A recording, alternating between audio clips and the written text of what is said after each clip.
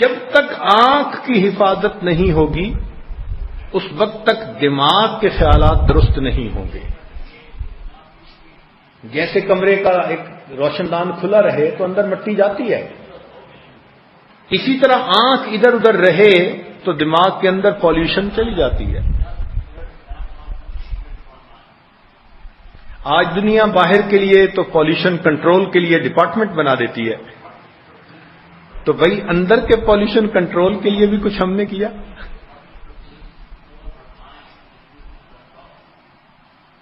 اور یہ ایک ایسا گناہ ہے کہ جس کا عمر کے ساتھ تعلق نہیں ہے.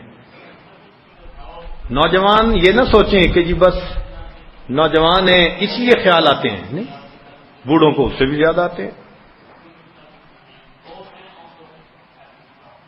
چنانچہ ایک مرتبہ ایک قریبی علاقے کے ذمہ دار تھے، حاجی صاحب کے نام سے مشہور تھے، ذی حیثیت تھے اور اللہ کے نام پہ خوب خرچ کرتے تھے.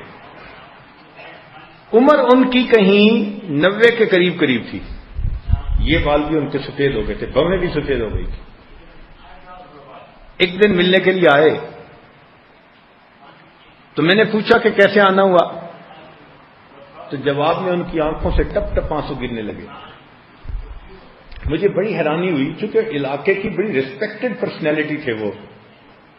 میں نے پوچھا خیریت تو ہے؟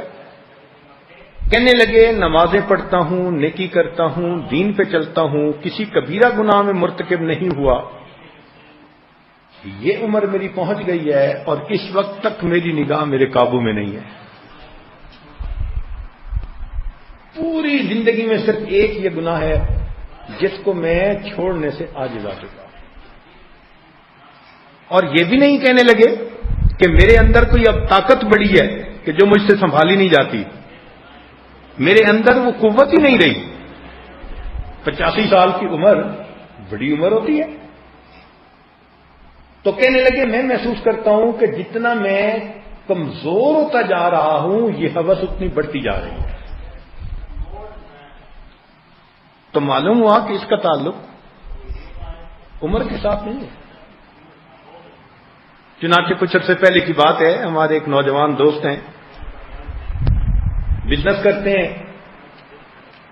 کہنے لگے کہ حضرت مجھے اپنے کام کے لیے چائنا جانا پڑا. مجھے اندازہ نہیں تھا. جب وہاں دفتر پہنچے میٹنگ کے لیے تو پتہ چلا کہ وہ ڈائریکٹر بھی عورت ہے، اس کی سیکرٹری بھی عورت ہے، اور میٹنگ انہوں نے کرنی ہے. کہنے لگا ایک دفعہ تو میں ذرا گھبرا سا گیا کہ میں کیا کروں، چلا جاؤں واپس. پھر سوچا کہ سودا کیا ہے، بزنس ہے، سارے گروپ نے مجھے بھیجا ہے یہاں اور مجھے ان سے کنٹینر کی ڈیٹیل اور یہ ساری اسپیسیفکیشن وغیرہ کرنی ہے، تو میں اپنا کام کرتا ہوں. کہنے لگا کہ ایک ایئر کنڈیشن کمرے میں 4 گھنٹے میں نے ان کے ساتھ میٹنگ کی، ایک ایک ڈیٹیل طے کی. قسم کھا کر کہہ سکتا ہوں ان دونوں میں سے کسی کا چہرہ نہیں دیکھا.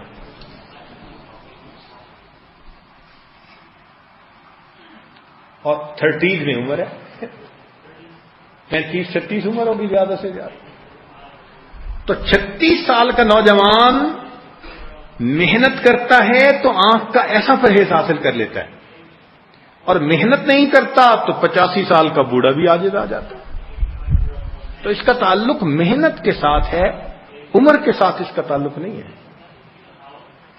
اس لیے محنت کرنی پڑے گی کہ ہماری نگاہ پاک ہو، سوچ پاک ہو جائے. ہمارے اکابر فرماتے تھے، عطا ابن زید رحمۃ اللہ نے فرمایا کہ تم عورتوں کی پشت کی طرف بھی مت دیکھا کرو. عورتیں جا رہی ہوتی ہیں نا، یعنی کسی عورت کی بیک سائڈ سے بھی اس کے کپڑوں کو مت دیکھو. اتنی احتیاط. حسان بن ابی سنان رحمۃ اللہ علیہ ایک بزرگ تھے. ایک مسجد میں نماز پڑھاتے تھے اور وہ بازار کی مسجد تھی، تو آتے جاتے وہاں عورتیں بھی ہوتی تھیں. تو ایک دن گھر داخل ہوئے مسکراتے ہوئے، تو بیوی صاحبہ کو ذرا شک پڑا کہ آج مسکراتے آ رہے ہیں، کہیں کوئی باہر پری چہرہ تو نہیں نظر آ گئی. یہ اللہ کی بندیاں، ان کی اپنی ایک دنیا ہوتی ہے.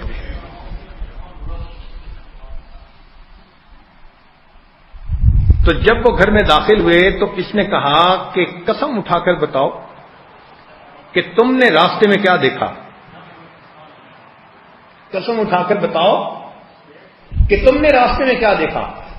انہوں نے قسم اٹھا کر کہا کہ مسجد سے لے کے گھر تک کے راستے میں پاؤں کے انگوٹھوں کے سوا کچھ نہیں دیکھا. قل للمؤمنین یغضوا من ابصارہم. اتنی نیچی نگاہ رکھی پورا راستہ کہ فرمانے لگے میں نے پاؤں کے انگوٹھوں کے سوا کچھ نہیں دیکھا. تو حفاظت کرنے والے یوں نگاہوں کی حفاظت کر لیتے ہیں. مگر اس پر اجر بڑا ہے کہ ایک آدمی بدنظری کر سکتا ہو مگر اللہ رب العزت کے ڈر کی وجہ سے وہ نہ کرے تو ہر نظر روکنے پر اللہ قیامت کے دن اس کو اپنا دیدار عطا فرمائے. اجر بہت بڑا ہے.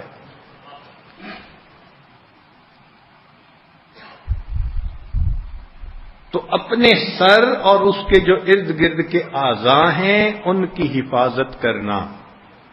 اور آج جس دور میں ہم زندگی گزار رہے ہیں بہت مصیبت کا دور ہے. ہمارے اکابر اپنے تقوی کے باوجود اس دور میں پیدا ہونے سے اللہ کی پناہ مانگا کرتے تھے، اور ہم اپنی کمزوریوں کے ساتھ اس دور میں زندہ ہیں. پہلے وقتوں میں بے پردگی کے اتنے مواقع نہیں ہوتے تھے. اول تو عورتیں گھر سے نکلتی نہیں تھیں، نکلتی تھیں تو پردے کے ساتھ نکلتی تھی.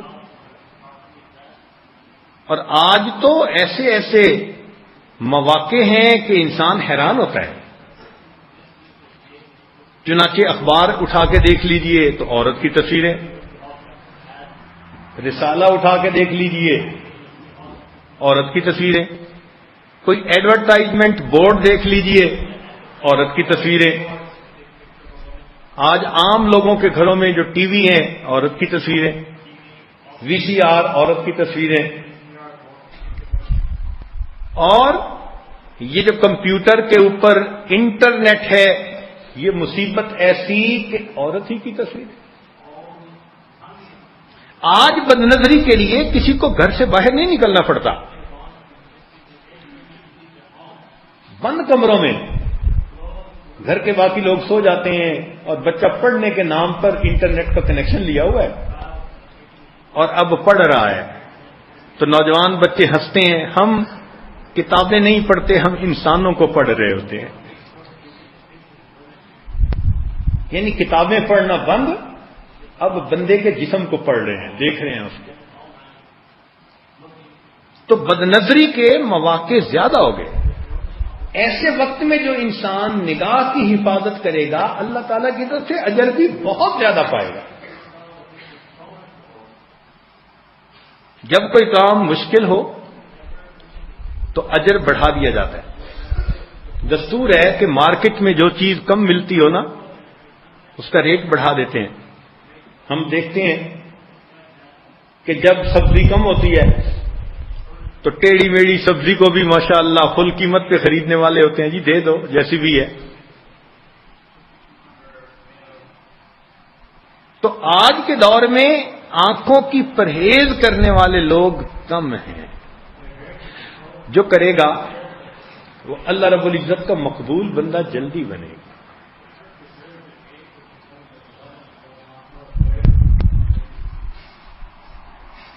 سعید بن المسیب رحمۃ اللہ علیہ سے کسی نے کہا کہ حضرت نگاہوں کا پرہیز کتنا؟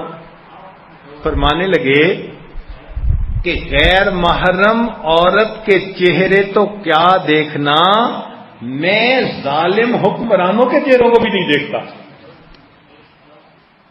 حکمرانوں کے چہروں کو نہیں دیکھتا کہ یہ ظالم لوگ ہیں.